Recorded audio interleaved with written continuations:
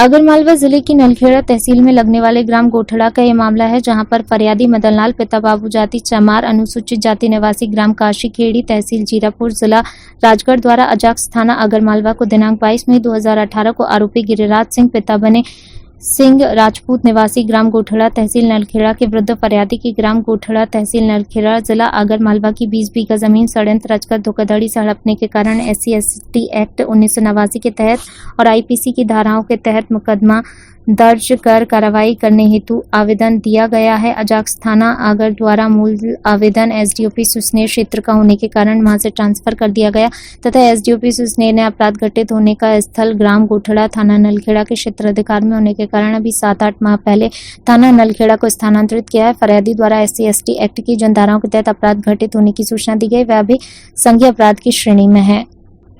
आपको बताते हैं कि नलखेड़ा के थाना प्रभारी दीपक तोमर द्वारा आरोपी गिरिराज पिता बनी सिंह राजपूत के विरुद्ध संज्ञेय अपराध की सूचना होने के बाद भी धारा 154 CRPC के तहत FIR दर्ज नहीं करके सुप्रीम कोर्ट के फुल बेंच फैसले Lalita Kumari versus government of UP and others ने दिए गए निर्देशों का उल्लंघन करने के कारण सुप्रीम कोर्ट के फैसले की अवमानना की। इस हेतु स्वतंत्रता संग्राम सेनानी स्वर्गीय प्रभु दयाल जी चौबे के पुत्र एवं सेवानिवृत्त सहायक आयुक्त वाणिज्य कर मध्य प्रदेश शासन में सेवा दे चुके जिला राजगढ़ कांग्रेस के पूर्व जिला महामंत्री महादेव चौबे द्वारा जिला पुलिस अधीक्षक राकेश सागर को एक आवेदन पत्र देकर सूचित किया गया।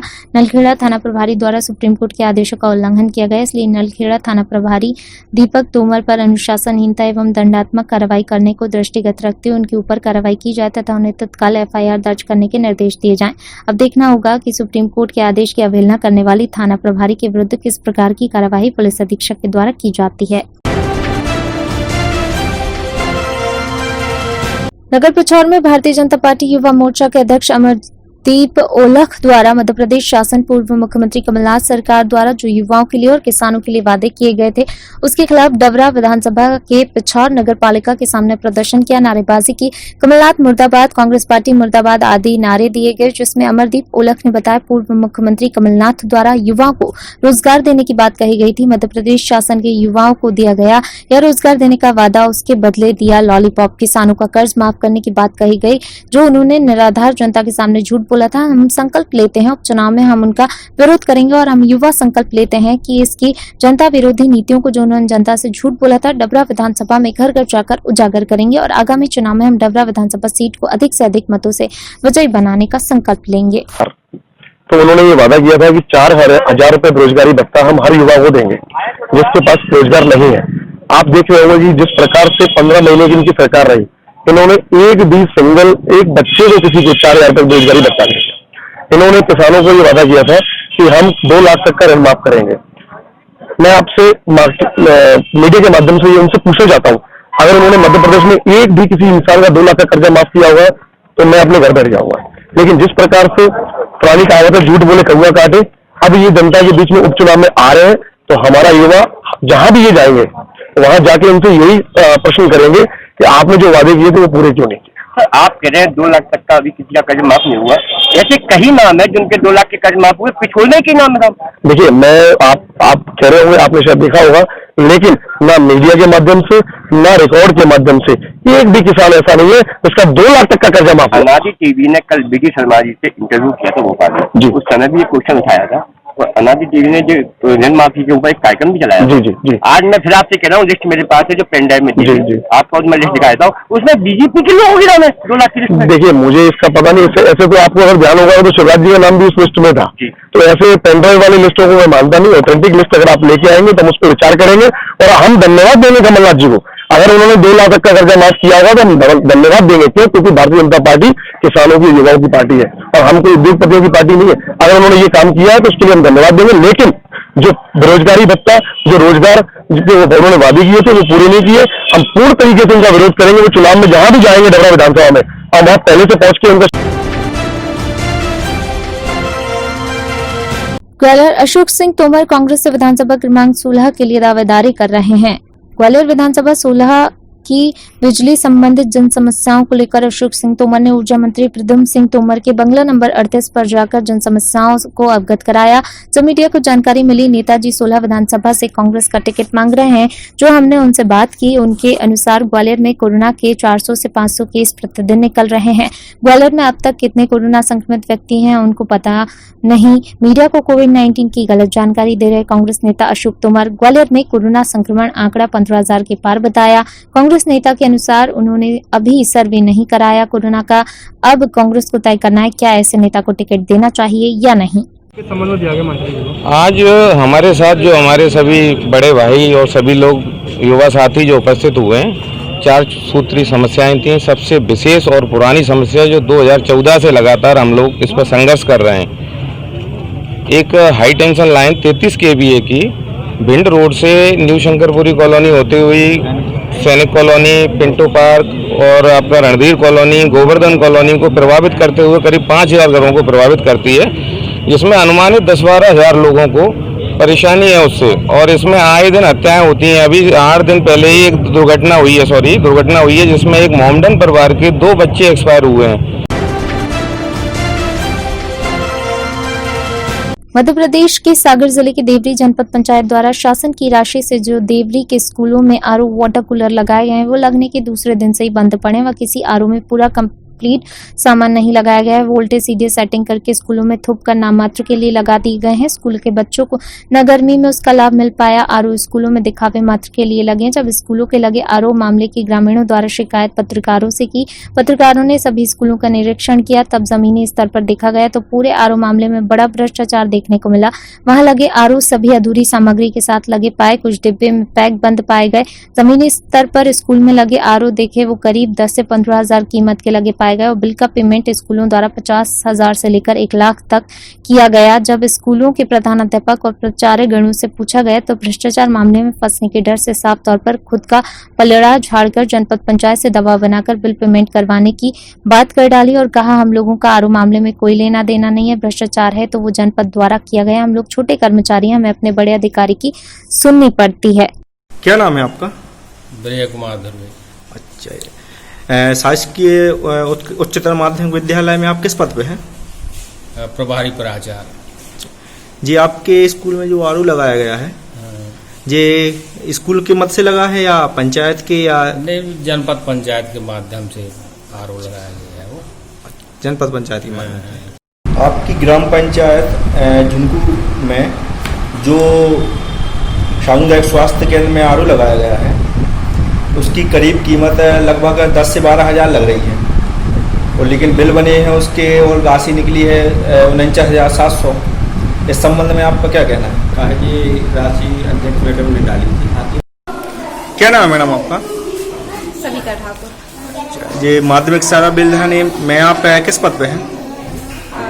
प्रभारी प्रधान। जी, आपके यहाँ जो प्राथमिक माध्यमिक सारा में जो आरओ लगे हैं, ये स्कूल द्वारा लगाए गए हैं या पंचायत द्वारा? पंचायत द्वारा। अच्छा, कितने समय पहले लगाए गए? सर 1 साल पहले। अच्छा, सरपंच द्वारा लगवाए गए थे? सरपंच पंचायत द्वारा। पंचायत द्वारा लगवाए। ठीक। क्या नाम है आपका? चैन सिंह लोधी। अच्छा, यहाँ तीतुरपानी पंचायत में आप किस पद पे? रोजगार सहायक। आपके पंचायत में जो प्राथमिक शाला और माध्यमिक शाला स्कूल है, इसमें क्या आरओ लगाए गए हैं? नहीं, आज दिनांक तक वहाँ कोई आरओ स्थित नहीं है। जो आरओ आया है पंचायत से, जनपद से, वो लगाया गया? जी, लगाया गया। अच्छा, उसका बिल पेमेंट आपके स्कूल से कितना हुआ है? 49,700। अच्छा सर, वो मतलब कीमत तो उसकी लग रही है 12 से 15 हज़ार करीब। तो ये मतलब बिल हुआ है ये कहाँ से, पंचायत के माध्यम से हुआ है या मतलब किसी जनप्रतिनिधि के माध्यम से किया गया? नहीं, ये तो पहले पूछा गया।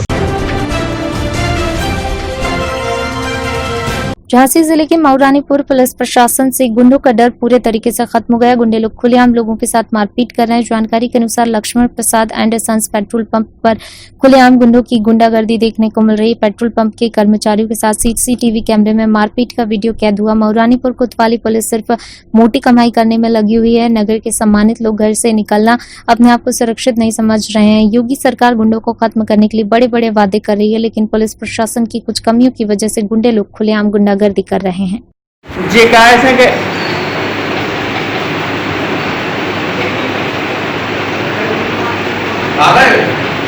आओ वही तो करो, वही से तो हो रही बहस। रंद बेटा रंद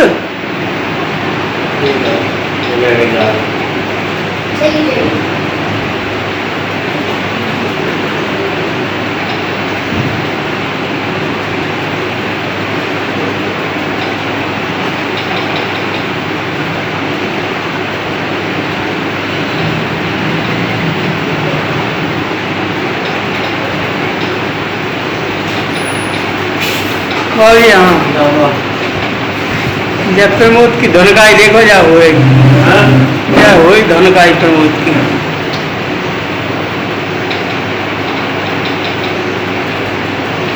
अब देखो अपने हाथ ठोर रहा पूरी गाड़ी अपनी।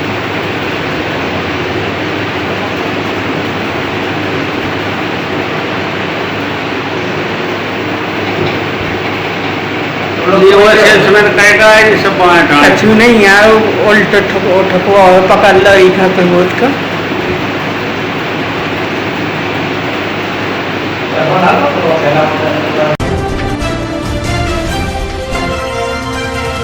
पूर्व मंत्री सज्जन सिंह वर्मा जी उठाए मध्य प्रदेश पुलिस के रवैये पर सवाल। पूर्व मंत्री सज्जन सिंह वर्मा ने मध्य प्रदेश पुलिस की तुलना अंग्रेजों के जमाने से पुलिस वालों से की है, जिन्हें रक्षा करना है वे भक्षक बन गए। टीकमगढ़ में सोनी परिवार के 5 सदस्यों की जांच हो, कसूरवारों पर कार्यवाही हो। मुख्यमंत्री शिवराज सिंह चौहान से मांग केस की सीबीआई जांच हो। इतवार का भी लॉकडाउन मध्य प्रदेश में आज से नहीं रहेगा। रविवार का भी लॉकडाउन समाप्त किया जा रहा है। कोई भी लॉकडाउन केंद्र के बिना पूछे नहीं होगा। उसके लिए उन्हें केंद्र से गाइडलाइन के तहत करना पड़ेगा, और अगर किसी ने सीधा लॉकडाउन कर दिया तो उस पर कार्रवाई भी की जाएगी। कंटेनमेंट जोन जहां पर होगा सिर्फ वहां पर ही अब लॉकडाउन लग सकता है, बाकी कहीं भी लॉकडाउन नहीं होगा। अंग्रेजों के जमाने की पुलिस से ज्यादा बर्बरता इस समय जो भारतीय जनता पार्टी की सरकार में, शिवराज की सरकार में पुलिस है। मैं उसका उदाहरण इसलिए भी मैं उनकी बात से सहमत हूँ। यहाँ के आम नागरिक और व्यापारी जो मुझे उन्होंने बताया, पिछले महीने मंडला में सोनी परिवार के 6 लोगों की हत्या होती है। 1 महीने बाद खरगापुर में 5 सोनी परिवार के लोगों की हत्या होती है। 2 दिन पहले मैं दतिया गया, जहाँ पे गृह मंत्री नरोत्तम मिश्रा रहते हैं, चुनाव लड़ते हैं। वहाँ पे एक थानेदार है श्रीमान भदौरिया, उनके खिलाफ गिरफ्तारी वारंट निकला हुआ है। पर मैं कहता हूँ वारे गृह मंत्री, वारे शिवराज, वारे एसपी दतिया, जिसके खिलाफ वारंट निकला वो कुर्सी पे बैठ के 150 निरपराध लोगों के खिलाफ मुकदमा बना के जेल भेज रहा है। फूलबाग चौराहे पर सामाजिक संगठन द्वारा शिक्षक पात्रता परीक्षा वर्ग 1 वर्ग 2 चयनित अभ्यर्थियों को न्याय दिलाने के लिए अनिश्चितकालीन धरना शुरू। प्रदेश में शासकीय शिक्षक पात्रता परीक्षा वर्ग 1 वर्ग 2 में लगभग 30,000 युवाओं ने दिन रात एक करते हुए परीक्षा को पास किया, जिसके बाद पिछले कई माह से उनको न तो पदस्थापना दी जा रही है एवं जून माह में उनकी चलती हुई पुत्री की आयु कोविड-19 का कारण बताते हुए अनिश्चितकाल के लिए स्थगित कर दिया गया है, जिसके बाद न तो इस प्रक्रिया में से संबंधित कोई भी आश्वासन इन पात्र छात्र छात्राओं को नहीं दिया गया, जिसके चलते छात्र छात्राएं जिन्होंने इस पात्रता परीक्षा को पास किया उनकी मानसिक स्थिति इन दिनों खराब होती जा रही है। अतुल आर्य द्वारा क्या आरोप है कि गोल गोपाल भार्गव ने अपने फोन के माध्यम से कहा है कि शिक्षक फोकट की सैलरी लेते हैं। चयनित शिक्षक अपनी मांग को लेकर नरोत्तम मिश्रा के पास गए तो शिक्षकों ने नरोत्तम मिश्रा को अपनी व्यथा सुनाई। कई शिक्षक अपने रोजगार को लेकर स्वयं आत्महत्या कर रहे हैं तो उन पर पलटवार में नरोत्तम मिश्रा गैर जिम्मेदाराना बयान दिया। क्या इस सरकार से पहले लोग आत्महत्या नहीं करते थे? मेरा नाम अतुल आर्य है और हमारी मांग थी कि हम सभी चयनित शिक्षक हैं, हमारा वेरिफिकेशन जल्द से जल्द प्रारंभ हो और जल्द से जल्द हमें नियुक्ति मिले, क्योंकि सरकार द्वारा हमें नियुक्ति के आश्वासन तो मिलते पर नियुक्ति नहीं मिलती है। और नियुक्ति के बदले में हमें गैर जिम्मेदार बयान जो है हमें सुनने को मिलते हैं। जैसे कि गोपाल भार्गव ने कहा था कि शिक्षक एक फोकट की सैलरी ले रहे हैं, जो बच्चों का भविष्य निर्माण करते हैं, क्या वो फोकट की सैलरी ले सकता है? ये बयान उन्होंने कब दिए? ये बयान उन्होंने लगभग 1 महीने पहले एक व्यक्ति ने उनसे बात की थी, तो वो उस व्यक्ति ने क्या है उनकी रिकॉर्डिंग कर ली थी। रिकॉर्डिंग में उनका ये बयान सबके सामने आया है। और दूसरा बयान एक नरोत्तम मिश्रा जी का था। नरोत्तम मिश्रा जी ने एक बयान दिया था कि जब उनके पास चयनित शिक्षक अपनी मांग को लेकर के गए तो उन्होंने कहा कि सर मानसिक व्यथा के कारण काफ़ी सारे रोजगार के चक्कर में लोगों ने अपनी स्वयं आत्महत्या कर ली है। नहीं दी गई और ये बार बार लगातार विधायकों, मंत्रियों, सांसदों से मिलकर अपनी नियुक्ति की प्रक्रिया को चालू रखना चाहते हैं और जुलाई माह में वो प्रक्रिया पूरी तरह बंद कर दी गई है। पिछले 1 साल से रिजल्ट घोषित होने के बाद भी इनको नियुक्त नहीं किया जा रहा है, जिससे इसकी मानसिक स्थिति खराब होती जा रही है और बेरोजगारी के माहौल में ये बहुत ही बुरी स्थिति में है। और इनका कहना भी है 7 साल से ये लगातार मेहनत कर रहे थे। ग्वालियर में अवैध शराब कारोबारियों को पकड़कर थाने लेकर आई पुलिस पर थाने के बाहर बदमाशों ने फायरिंग कर दी। बदमाश आधा दर्जन से अधिक थाने के सामने फायरिंग कर वहां से भाग निकले। दरअसल हजीरा थाना क्षेत्र के 4 शहर का नाका स्थित 4 नंबर लाइन की पुलिस को सूचना मिली थी। आशीष शर्मा और मनीष राजपूत नाम के दोनों युवक शराब की अवैध तस्करी कर रहे थे, जिस पर पुलिस मौके पर जा पहुंची और युवकों को 10 पेटी देशी शराब के साथ दबोच लिया। उसी दौरान पड़ोस में रहने वाले शैलेंद्र परमार ने पुलिस की इस कार्रवाई का विरोध किया, लेकिन पुलिस दोनों युवकों को शराब की पेटी के साथ थाने ले आई। वहीं कुछ ही देर बाद शैलेंद्र परमार अपने साथी के साथ कार से थाने के सामने जा पहुंचा, जहां थाने के सामने कार को खड़ी करने पर दोनों आरक्षक करण और श्री कृष्ण उससे पूछताछ करने के लिए जा पहुंचे। तभी शैलेंद्र अपनी कार को लेकर थाने से थोड़ी दूर पर ले जाकर कार से निकला और अपने साथी के साथ मिलकर शैलेंद्र ने आधा दर्जन से अधिक करीब बंदूक से फायरिंग कर दी। फायरिंग को होता देख दोनों आरक्षक थाने के अंदर जा पहुंचे, जहां उन्होंने पुलिस के वरिष्ठ अधिकारियों को थाने के बाहर फायरिंग होने की सूचना दी। जब तक पुलिस बल बदमाशों को पकड़ पाता उससे पहले ही कार सवार बदमाश फायरिंग कर वहां से फरार हो गए। वहीं पुलिस बल अधिकारियों के साथ मौके पर जा पहुंचे, जहां बदमाशों की तलाशी के लिए आसपास पुलिस ने घेराबंदी की कोशिश की, लेकिन एक भी बदमाश पुलिस के हत्थे नहीं चढ़ा। हम आपको बता दें कि बीते दिनों इसी कांचमूल क्षेत्र में आबकारी टीम पर अवैध शराब का कारोबार करने वाले माफिया ने फायरिंग की थी और उसमें संजय भदौरिया नाम का एक आरक्षक घायल भी हुआ था। वहीं पुलिस ने बदमाशों की घेराबंदी के लिए अलग अलग टीमों को लगा दिया है। फिलहाल पुलिस ने बदमाशों के खिलाफ आपराधिक मामला दर्ज कर उनकी तलाश शुरू कर दी है।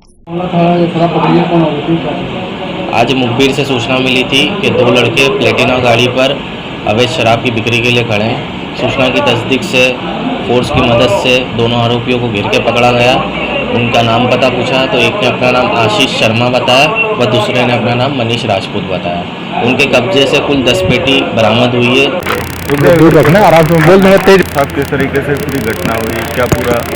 लगभग 11:30 बजे एक लाल रंग की कार से 2 लोग आए और उनने यहाँ थाने के सामने रोड पर फायरिंग किया। उनमें एक शैलेंद्र परमार के रूप में पता चला है और जो फायरिंग किया उन्होंने, उसके बाद में पुलिस बाहर निकल कर देखा, पुलिसकर्मियों ने भाग गए वो अपनी कार से। उनका पीछा किया गया। अभी टीमें रवाना है जो कोशिश कर रही है उनको पकड़ने की। मध्य प्रदेश के विदिशा जिले में सोयाबीन और उड़द की फसल में लगे रोग किसानों की चिंता का कारण बने हुए। सोयाबीन की फसल अपलन रोग से जूझ रही है, वहीं उड़द की फसल भी येलो मैजिक के कारण खेत में खड़ी अंतिम सांसें ले रही हैं। इन्हीं सब समस्याओं को लेकर किसानों के कान में राहत का मंत्र फूंकते फूंकते विदिशा के विधायक शशांक भार्गव कलेक्ट्रेट पहुंचे। विधायक ने आज विदिशा कलेक्ट्रेट का घेराव किया, जिसमें सोयाबीन और उड़द की खराब फसल के कारण किसान की आर्थिक क्षति की पूर्ति हेतु विदिशा कलेक्टर को मुख्यमंत्री के नाम ज्ञापन सौंपा, जिसमें किसानों को 40,000 प्रति हेक्टेयर के हिसाब से और बाढ़ से बर्बाद हुए परिवार को चिन्हित कर प्रत्येक परिवार को 5-5 हजार की आर्थिक सहायता राशि अवलंब दी जाए, जिससे किसान और बाढ़ प्रभावित परिवार राहत की सांस ले सकें। आज घेराव किया था कलेक्ट्रेट का, किस संबंध में किया? आज जिले में सोयाबीन की फसल पीला मोजक और आफलन रोग से ग्रसित है, उसके लिए शीघ्र 40,000 प्रति हेक्टेयर के मान से मुआवजे की मांग हमने आज की है कलेक्टर महोदय के माध्यम से मुख्यमंत्री जी से। 40,000 रुपये हेक्टेयर की रकम पूर्व में जब हमारे मुख्यमंत्री जी पूर्व मुख्यमंत्री थे, उन्होंने कांग्रेस सरकार से मांग की थी, तो हमने भी उसी बात को दोहराते हुए आज 40,000 रुपये हेक्टेयर की मांग की है। दूसरा, कलेक्टर महोदय से निवेदन किया है कि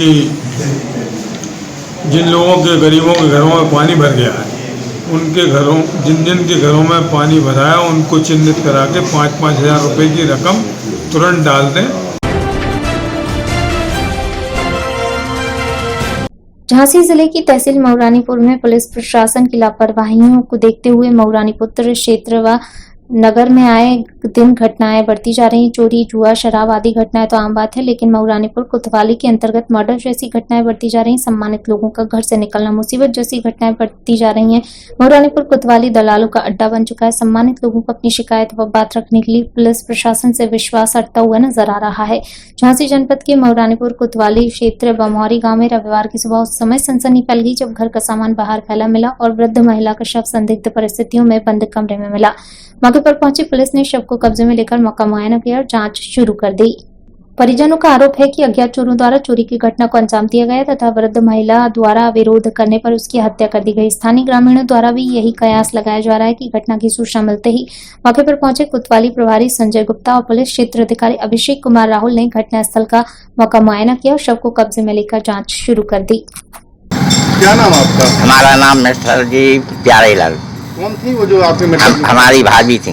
भाभी थी? हाँ। कैसे घटना हुई उनके साथ? अब साहब ये तो कोई नहीं बता सकता है, वो तो ईश्वर जान सकता है कि शाम को उन्होंने देखा है बैठा है 8 बजे तक और सुबह जब उसी मोहल्ला के गए उन्हें सूचना दी कि ताला डरा है वो कोई आवाज़ नहीं दे रहा है। तो मोहल्ला वालों ने निशानी लगा के।